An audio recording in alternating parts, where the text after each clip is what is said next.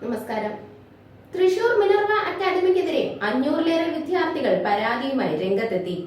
50,000 മുതൽ 6 ലക്ഷം രൂപ വരെ ഫീസ് വാങ്ങി വ്യാജ സർട്ടിഫിക്കറ്റ് നൽകി പറ്റിച്ചു എന്നാണ് വിദ്യാർത്ഥികൾ പരാതിയിൽ പറയുന്നത്. അവിടെ പഠിച്ചിറങ്ങിയ എല്ലാ വിദ്യാർത്ഥികളുടെയും ഭാവി പ്രതിസന്ധിയിലായിരിക്കുകയാണ്. പാരാമെഡിക്കൽസ് വിഭാഗത്തിൽ ഡിപ്ലോമ ഡിഗ്രി കോഴ്സുകളാണ് അക്കാദമി നടത്തിവരുന്നത്. 2007-ലാണ് സ്ഥാപനം നടത്തിവരുന്നതെന്നാണ് അറിയാൻ കഴിയുന്നത്. അംഗീകാരമുള്ള സർട്ടിഫിക്കറ്റ് ആണ് നൽകുന്നതെന്ന് പറഞ്ഞാണ് മിനർവ അധികൃതർ കോഴ്സിന് ചേർക്കുന്നത്. എന്നാൽ ഇവരുടെ സൈറ്റിൽ കയറി നോക്കുമ്പോൾ മാർക്ക് ലിസ്റ്റ് പോലും കിട്ടുന്നില്ല. വിദ്യാർത്ഥികളുടെ ഫോട്ടോയും പഠിക്കുന്ന ഡിപ്പാർട്ട്മെന്റ് മാത്രമാണ് നൽകിയിട്ടുള്ളത്. വിദ്യാർത്ഥികൾ കോഴ്സ് പൂർത്തിയാക്കി ജോലിക്കായി സർട്ടിഫിക്കറ്റ് ഹാജരാക്കുന്ന സ്ഥലങ്ങളിലെല്ലാം ഇതിന് അംഗീകാരമില്ല എന്നാണ് പറയുന്നത്.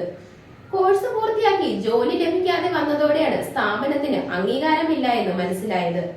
പരാതികൾ ഉയർന്നു വന്നതോടെ സ്ഥാപനം പുതിയതായി പഠിച്ചിറങ്ങിയ കുട്ടികൾക്ക് പോലും സർട്ടിഫിക്കറ്റ് നൽകുന്നില്ല. വിദ്യാർത്ഥികളുടെ 2 വർഷമടക്കമാണ് നഷ്ടമായത്. കോഴ്സിനായി നൽകിയ 10-ലെ സർട്ടിഫിക്കറ്റ് പോലും തിരിച്ചു നൽകിയില്ല.